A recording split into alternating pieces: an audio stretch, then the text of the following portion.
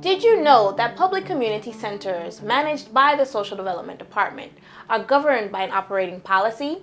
Are you aware that there are reservation fees one must pay to use these facilities, and that those fees were waived since the storms of 2017 and will be reinstated in January 2020? Today we will discuss this and more. Reporting for the Ministry of Health and Social Development, I'm Adriana Salvaral, your host for today. Joining me is Stacey Stout-James, Deputy Chief Social Development Officer with the Social Development Department. Thank you for joining me, Ms. Stout-James. Thank you for having me as always, Ms. Overall. All right.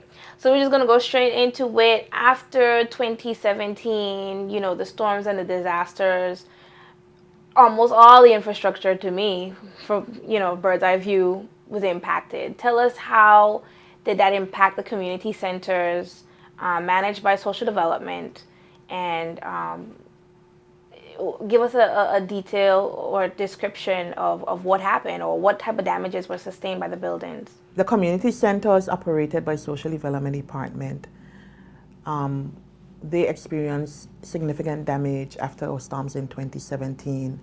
Of the 9 that we had operating before the storms, we have 2 that we are still looking at doing, that was so severely damaged that we're looking at doing some restructuring with our parent ministry, the Ministry of Health and Social Development, in whether or not we need to even bring them back.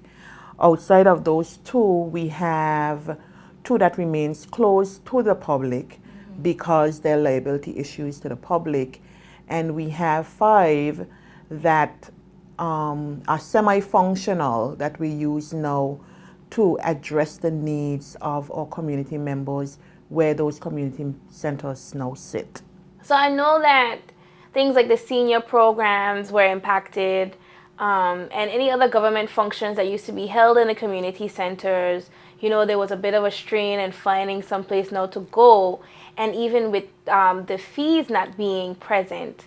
Tell us more now what led to where we were and the progress of where we are now going into the reinstatement of the fees come January. Well, let me pause here to say we have some awesome people that we work with. We have some awesome community members that came up to the plate as it relates to assisting us with our seniors when they were displaced because of the significance of the damages.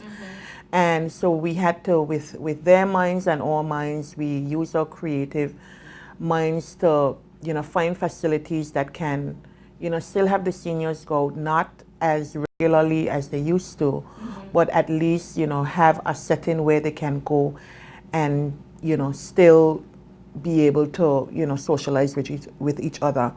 Hopefully within the coming year and the coming years, we can see it back to its original place that it was, but we can proudly say that some of our seniors have had an opportunity to, benefit from that. Not all of our seniors, unfortunately, in all of our communities, but definitely we see an improvement with that.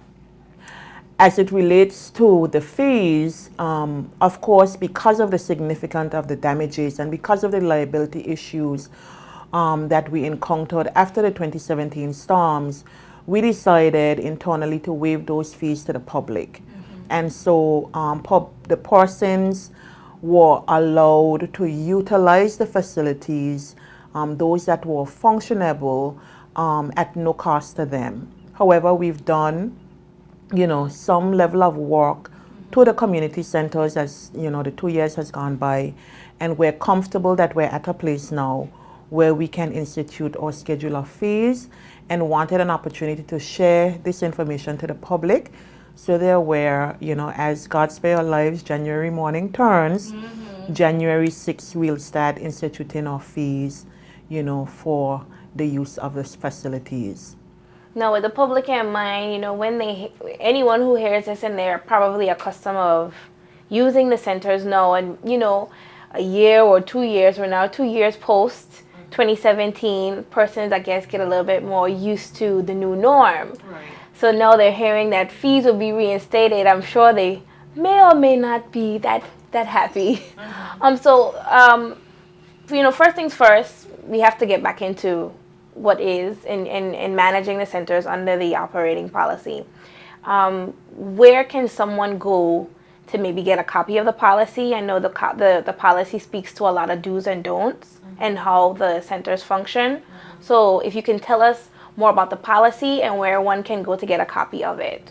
Well, we're working now with your office, and hopefully we can have a user-friendly pamphlet that we can have all of that information, as a quick reference to persons who may want to utilize the facilities. But for in the interim, somebody can make contact with our office at Social Development Department. We're located still in Johns Hole, and our number there is 468-3636 or 468-3650. Or they can reach out to me directly. I'm a face that everybody knows. I'm always around. They could reach out to me or ask for me, and I would get them a copy of the policy. But the fees are not that, significant that I think that persons might be deterred from using the community centers. Of course, we have overhead costs, and we need to look at how we maintain the centers. There was a lot of infrastructural damages, and so outside of that and outside of the constant use of the community centers, that would aid us in some of those costs that we incur. I guess your upcoming question would ask me about the fees. I'm going to wait and let you. Yes, I mean, I know that there is an increase in the fees as well. So if you could just enlighten the public that the fee schedule will be reinstated, but then with an increase, and what else to expect? Well, one of the things that we did in looking at reinstating a schedule of fees is looking at what we had before, and seeing we only increased them by $25 each. So if somebody has a birthday party, and there's a range, so it depends on whether it's a child, adult birthday party, that ranges from $50 to $300, depending on what the specifics are, right? When they come to the office and fill out the application form. As it relates to weddings, there's $150 range to $500. Other parties such as anniversary and retirement parties, that's $50 to $300. We have a lot of requests for like baby showers and stuff like that.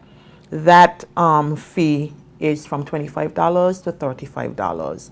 The only fee that we didn't really look at increasing is our repast fees for persons who might have lost a loved one and want to have a gathering after. We left those fees there, and that is still $50 for the first 4 hours, and then thereafter $30 per hour. So we really didn't meddle with that one. Right, and I think that sounds good. Yeah. Reasonable. So I think that the fees remain reasonable to the public. We've changed the way the application process is a little bit. I know that you inquired about that earlier. So we've looked at our application as well and did some revision to that. And we're asking the public to come into our office and fill out the application form.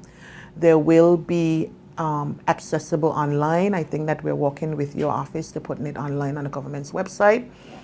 And we would try our best to reach out to them, within 3 to 5 business days after they reach out to us about their interest in booking the facility and getting back to them, with a response.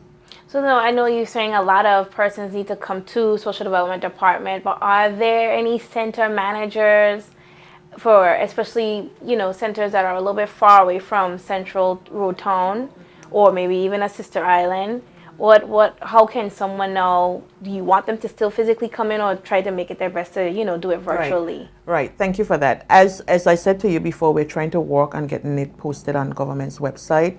For those outside, because of the significant damages to some of the facilities that we talked about earlier, we don't have a whole lot of those center managers that we would have had before the storm.